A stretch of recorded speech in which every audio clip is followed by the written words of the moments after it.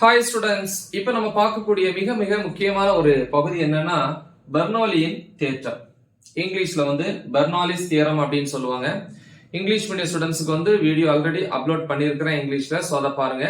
இந்த வீடியோ பாத்தீங்கன்னா தமிழ் மீடியம் ஸ்டூடெண்ட்ஸுக்கு. சரி, சோ இந்த பெர்னோலியின் தேற்றத்தை விளக்குனது யார் அப்படின்னு பாத்தீங்கன்னா 1738ல ஓகே 1738ல சுவிஸ் நாட்டை சேர்ந்த டேனியல் பெர்னோலிங்கிறது தான் இதை விளக்குறாரு. அப்ப அந்த டேனியல் பெர்னோலி என்ன சொல்றாரு அப்படின்னா, வேற வேற அதாவது வெவ்வேறு குறுக்கு வெட்டு பரப்பு, குறுக்கு வெட்டுனா குறுக்கே வெட்டும் போது ஒரு பரப்பு கிடைக்குது இல்லையா, சர்ஃபேஸ், அத குறுக்கு வெட்டு பரப்புன்னு சொல்லுவாங்க. இந்த குழாயில பாருங்க, இந்த இடத்துல குறுக்கு வெட்டு பரப்பு அதிகமா இருக்கு, இங்க கம்மியா இருக்கு. அப்ப வெவ்வேறு குறுக்கு வெட்டு பரப்பு இருக்கக்கூடிய குழாய்களின் வழியா செல்லக்கூடிய நீர்மம், எக்ஸாம்பிள் நீர், தண்ணி சொல்லலாம் இல்லையா, அந்த நீர்மத்தினுடைய வரிச்சீர் ஓட்டத்திற்கான தொடர்பை தான் என்ன பண்ணாரு அப்படின்னா எக்ஸ்பிளைன் பண்ணாரு. அதுவும் ஆற்றல் மாறா விதியை பயன்படுத்தி. அதாவது இந்த இடத்துல என்ன ஆற்றல் இருக்கோ அதே ஆற்றல் தான் இங்க இருக்கும், படிச்சிருப்பீங்க. தொடக்கத்திலையும் முடிவிலையும் ஆற்றல் ஒரே மாதிரி இருக்கும். அப்ப இந்த ஆற்றல் மாறா விதிப்படி அதை எக்ஸ்பிளைன் பண்றாரு. அந்த ஃபார்முலா தான் இங்க எழுதியிருக்கிறோம். இதை நம்ம லாஸ்டா ப்ரூவ் பண்ண போறோம். ஓகே, அதாவது நிரூபிக்க போறோம். சரி, அது என்ன சார் வரிச்சீர் ஓட்டம்? அதாவது ஒரு குழாய் வழியா வரக்கூடிய தண்ணி ஒரே பாதையில தொடர்ந்து ஒரே வேகத்துல போயிட்டு இருந்துச்சு அப்படின்னா அதை என்ன சொல்லுவோம், கான்ஸ்டன்ட் வெலாசிட்டின்னு சொல்லுவோம் இல்லையா. ஒரே திசை வேகத்துல போயிட்டு இருந்துச்சு அப்படின்னா அதை வரிச்சீர் ஓட்டம் அப்படின்னு சொல்லுவோம். சரி, இப்ப இங்க பார்ப்போம் தேற்றம். இந்த பாருங்க, வரிச்சீர் ஓட்டத்தில் உள்ள அமுக்க இயலாது. இப்ப தண்ணி கையில எடுத்துக்கிட்டு அமுக்கணும்னா அமுக்க முடியாது, வெளியே போயிடும் இல்லையா. அதான் அமுக்க இயலாத பாகு நிலையற்றனா கிட்டத்தட்ட என்ன சொல்லலாம், ஒரு அடர்த்திங்கிற டேர்ம்ல சொல்லலாம் இல்லையா. அடர்த்தி மிக மிக குறைவான, அடர்த்தி ஜீரோன்னு அவங்க சொல்லலாம். அடர்த்தி அற்றனா மிக மிக குறைவு, புறக்கணிக்கத்தக்க அடர்த்தி உடைய ஓரலகு நிறையுள்ள நீர்மத்தின் அழுத்த ஆற்றல், அழுத்தம் அப்படின்னா பிரஷர், ஓகே, அழுத்த ஆற்றல், அப்புறம் இயக்க ஆற்றல், கைனெட்டிக் எனர்ஜி இங்கிலீஷ்ல சொல்லுவாங்க, மற்றும் நிலையாற்றல், பொட்டன்ஷியல் எனர்ஜி இங்கிலீஷ்ல சொல்லுவாங்க, ஆகியவற்றினுடைய கூட்டுத்தொகை எப்போதும் மாறிலியாகும்.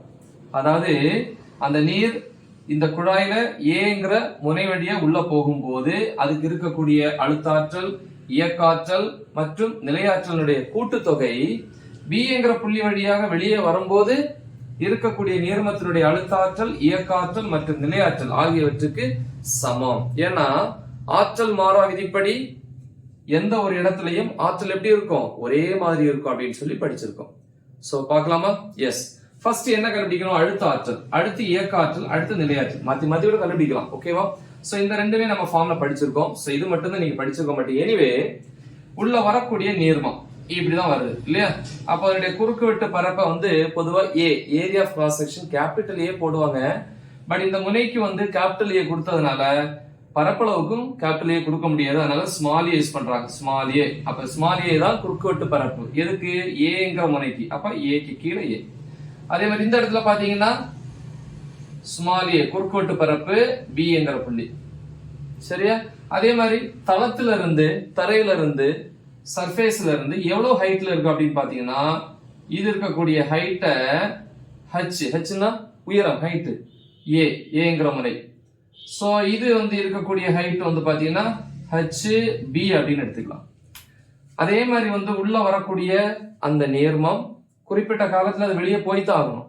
அப்ப எவ்வளவு நிறை, எவ்வளவு பருமன் வருதோ அது அப்படியே வெளியே வரும். அப்ப பருமன் ஒரே அளவு.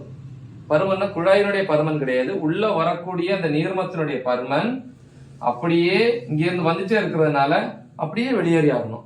அது என்ன மாற்றம் அப்படின்னா, இங்க ஃப்ரீயா இருக்கிறதுனால அழுத்தம் குறைவா இருக்கும், இங்க ரொம்ப டைட்டா இருக்கிறதுனால அழுத்தம் அதிகமா இருக்கும். அழுத்தம் மாறுபடும். சரியா? ஓகே. சோ இப்ப இதை வச்சு நம்ம இங்க எக்ஸ்பிளைன் பண்ண போறோம்.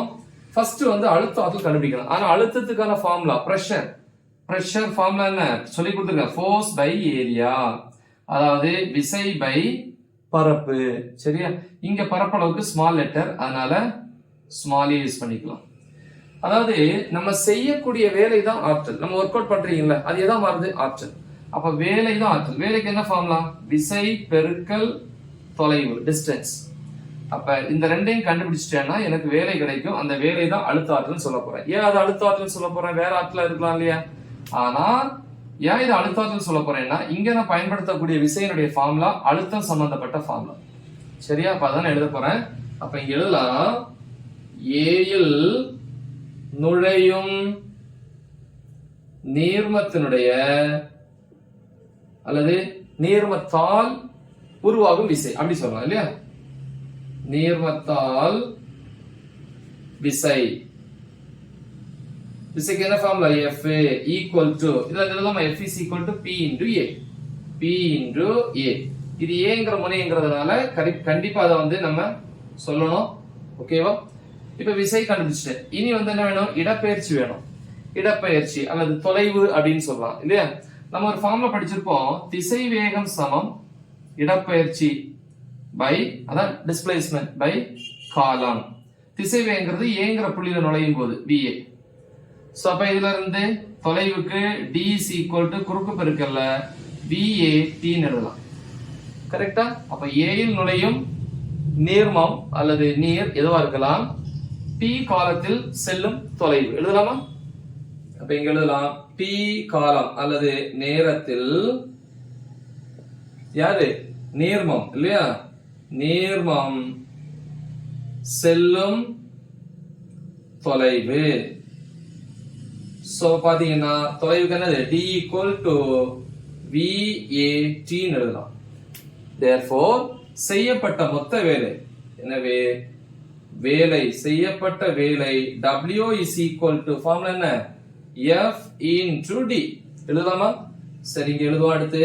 அப்ப W is equal to F இதா இருக்கு PA AA D வந்து இதா இருக்கு VAT.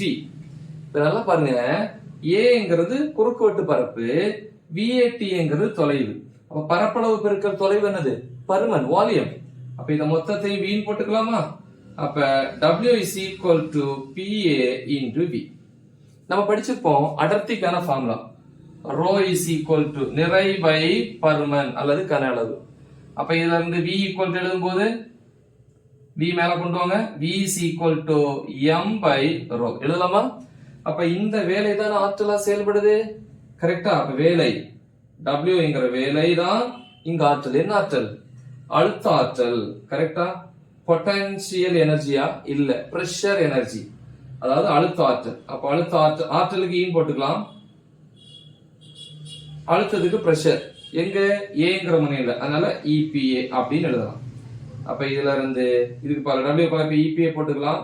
EPA equal to PA அதை அப்படியே வச்சுக்கலாம். இன்டு V, Vனா பருமன் என்னது? M by ρ. சோ இதுதான் எனக்கு முதல் சமன்பாடு. சரியா? இயக்காற்றலோ அல்லது நிலையாற்றலோ இது வேணாலும் எழுதலாம் இல்லையா? சோ அப்ப நான் நிலையாற்றல் எழுதுறேன். நிலையாற்றல் இத இங்கிலீஷ்ல பொட்டன்ஷியல் எனர்ஜின்னு சொல்லுவாங்க, P. அதனால பொட்டன்ஷியல் எனர்ஜி நிலையாற்றல் எங்க? ஏங்கிற முனைக்கு தானே. அப்ப இதுக்கு ஃபார்முலா நம்ம ஏற்கனவே படிச்சிருக்கோம் இல்லையா? என்னது? mgh சின்ன கிளாஸ்லயே படிச்சிருக்கோம். இதுக்கு முன்னாடி வந்து நிறைய அந்த இயற்பியல் சம்பந்தப்பட்ட அலகுகளை சொல்லி கொடுத்திருக்கேன். mgh, mங்கிற நிறை உள்ள வரக்கூடிய அந்த நீர்மத்தினுடைய நிறை வெளியே போகக்கூடிய நீர்மத்தினுடைய நிறைக்கு சமம். அதே மாதிரி ஜிங்கிறது இயற்பியல் முடுக்கம், எல்லா இடத்துலயும் ஒரே மாதிரி தான். ஹைட் உயரம் மட்டும் மாறுதீங்க A. சோ இத சமன்பாடு 2ன்னு வச்சுக்கலாம். அப்புறம் வந்து இயக்காற்றல், இதனுடைய ஃபார்முலாவும் நிறைய இடத்துல படிச்சிருக்கோம். இயக்க ஆற்றல் இங்கிலீஷ்ல கைனடிக் எனர்ஜின்னு சொல்லுவோம். கரெக்டா? அப்ப கைனடிக் எனர்ஜி ஏங்கிற பகுதியில ஈக்குவல் டு இதுக்கும் ஃபார்முலா படிச்சிருக்கோம். 1/2 mv². 1/2 mv². நிறை வந்து உள்ள வரக்கூடிய நேர்மத்தினுடைய நிறையும் வெளியே போகக்கூடிய நேர்மத்தினுடைய நிறையும் சமம். உள்ள வரும்போது வேகம் வித்தியாசம், வெளியே போகும்போது வித்தியாசம். கரெக்டா? அப்ப ஏங்கிற மாதிரி A. ஓகேவா?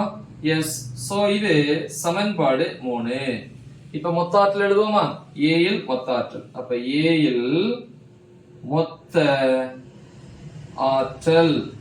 அப்ப மொத்த ஆற்றல்ங்கும் போது எல்லாத்தையும் என்ன பண்ணணும்? கூட்டணும்.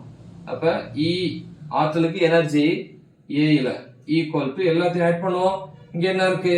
அழுத்த ஆற்றல் PA into M by ρ plus நிலையாற்றல் அதே மாதிரி ஏக்காற்றல் முதல்ல எழுதுவோம் ஆஃப் mva², அப்புறம் பிளஸ் mgha. சரியா? சோ இப்போ இது நமக்கு தேவையில்லை, நம்ம இதை அழிச்சுக்கலாம். சோ இது வந்து ஏல, இதே மாதிரி தானே பில இருக்கும். இதே போன்று அப்படி டைரக்டா எழுதிடலாம், நீங்களும் அப்படியே எழுதினா போதும். இதே போன்று பியில் மொத்த ஆற்றல் EB ஈக்குவல் டு, இந்த லெட்டர் மட்டும் மாத்தி போட்டா போதும். சரி, இது எல்லாத்துமே காமன் தான். இந்த லெட்டர் ஏங்கிற இடத்துல பி போட்டா போதும். அப்ப இங்க என்ன வரும்? PB m by rho plus இங்க என்ன இருக்கு? 1/2m VB square plus இங்க என்னது? mg height என்னது? B. So சமன்பாடு கொடுத்துப்போம். இது 4, இது வந்து 5. படிச்சோம் இல்லையா? ஆற்றல் மாறா விதிப்படி. ஆற்றல் மாறா விதிப்படி மொத்த ஆற்றல் ஏங்கிற புள்ளியிலையும் மொத்த ஆற்றல் பிங்கிற புள்ளியிலையும் சமம். அப்ப ஏங்கிற புள்ளியில என்னது? P A m by rho plus 1/2 mv a square plus mg ha equal to b ல. இது தேவையில்லை, சோ இதை நம்ம அழிச்சுக்கலாம். equal to b என்கிற இடத்துல PB m by rho plus 1/2 m VB square plus mg hb. அப்ப ரெண்டுமே ஈக்குவல். அப்ப ரெண்டு இடத்துலயும் மதிப்பு ஈக்குவல் என்ன அர்த்தம்? மாறலைன்னு அர்த்தம். மாறிலி எழுதலாம் இல்லையா? அப்ப பொதுவா எப்படி எழுதலாம்? P அப்ப ஏலையும் பிலையும் மதிப்புகள் ரெண்டு சமம். பாருங்க, இங்க என்ன அழுத்த ஆற்றலோ அதே தான் அங்கேயும், இங்க என்ன ஏக்க ஆற்றலோ அதே தான் அந்த பக்கமும், அதே மாதிரி இங்க என்ன வந்து நிலையாற்றலோ அதே தான் அங்கேயும். கரெக்டா? அப்ப ரெண்டுமே சமம், ஆற்றல் மாறா விதிப்படி. அப்ப சமம்னா ஒரு தடவை எழுதினா போதும் இல்லையா? இப்ப ஏபின்னு எழுத வேண்டாம். அப்ப எப்படி எழுதலாம் பாருங்க? P m by rho, தெளிவா எழுதுவோம், கரெக்டா எழுதணும். m by rho plus 1/2 m v square plus mg h equal to மாறிலி. இப்ப என்ன பண்றேன்? எல்லாத்துலயுமே m வந்து பொதுவா இருக்கா, கேன்சல் பண்ணிட்டோம்னா P by rho plus 1/2 v square, கரெக்டா, plus gh. So actually நம்ம m வந்து இங்கேயே கேன்சல் பண்ணிருக்கலாம். சரியா? நீங்க எப்படி பண்ணா போதும், இங்கேயே டைரக்டா கேன்சல் பண்ணிட்டு நீங்க இப்படி எழுதினாலே போதும். ஈக்குவல் டு மாறிலி. அப்ப நம்ம இந்த ஸ்டெப் வேணும்னு அவசியம் கிடையாது. இதுக்கு அடுத்து நீங்க டைரக்டா எல்லாத்துலயும் m கேன்சல் பண்ணி இப்படி எழுதலாம். மாறிலி பாருங்க, அதே ஃபார்ம்ல இங்க வந்துச்சு. தேவைப்பட்டுச்சுன்னு என்ன பண்ணுங்க? Divide by G. ஜி ஆல என்ன பண்றோம்? வகுக்கிறோம். வகுக்கும். ஜி என்கிற இயற்பியல் மாறிலி. இதோட மதிப்பு உங்களுக்கு தெரியும். இந்த மதிப்பு பாத்தீங்கன்னா 9.8 ms power minus 2. மறந்துடாதீங்க. சரி, அப்ப ஜி வகுத்தா என்ன வரும்? P by rho g plus 1/2 into v square by g plus இத g வகுத்தோம்னா வெறும் h ன்னு வரும். ஈக்குவல் டு மாறிலி பை இதுன்னா அதுவும் மாறிலி தானே, மாறிலி இப்படின்னு எழுதலாம். அதே மாதிரி உள்ள வரக்கூடிய அந்த நேர்மா இருக்கு இல்லையா? சோ அது வந்து எப்படி பாகுநிலை இருக்கக்கூடிய வேற ஏதாவது நேர்மமா இருந்துச்சு அப்படின்னா கண்டிப்பா இங்க ஒரு உராய்வு விசை இருக்கும். உராயும் இல்லையா? ஒரு உரசல் கண்டிப்பா இருக்கும். உராய்வு விசை இருக்கும்போது கண்டிப்பா என்ன ஆகும்? ஆற்றல் வந்து வெளியேறும், ஆற்றல் வந்து வீணடிக்கப்படும். அப்படி இருந்துச்சுன்னா கண்டிப்பா ரெண்டு பக்கத்துலயும் ஆற்றல் ஒரே மாதிரி இருக்காது. கரெக்டா? அப்ப எப்படி இருக்கணும்? பாகுநிலையற்ற என்ன இருக்கணும்? பாகுநிலையற்ற, அதே மாதிரி அமுக்க இயலாத திரவமா இருக்கணும். எக்ஸாம்பிள் நீர் அப்படின்னு சொல்லலாம். இந்த மாதிரி சிச்சுவேஷன்ல உராய்வு இல்லாத நிலையில ரெண்டு பக்கமும் ஆற்றல் சமம். ஓகேவா? இப்போ ஒருவேளை இந்த டியூப் எப்படி இருந்துச்சுன்னா கிடைத்தளத்துல இருந்துச்சுன்னா, கிடைத்தள குழாயா இருந்துச்சுன்னா எப்படி? சோ இந்த மாதிரி இருக்குன்னு வச்சுக்கோங்க. கிடைத்தளத்துல இருந்துச்சுன்னா அப்ப சர்ஃபேஸ் தரையில ஒட்டியே இருக்கும், இதுதான் அது. அப்ப இந்த இடத்துல உயரம் என்ன? h equal to 0. அப்படி இருந்துச்சுன்னா h 0 படினா என்ன வரும்? P by rho g plus 1/2 v square by g equal to மாறிலி இப்படின்னு எழுதலாம். சோ இவ்வளவுதான். ரொம்ப முக்கியமான ஒரு டாபிக். நல்ல தெளிவா பிராக்டிஸ் பண்ணுங்க. மறக்காம இது உங்க ஃப்ரெண்ட்ஸுக்கு ஷேர் பண்ணுங்க. Write the example. All the best. Thank you.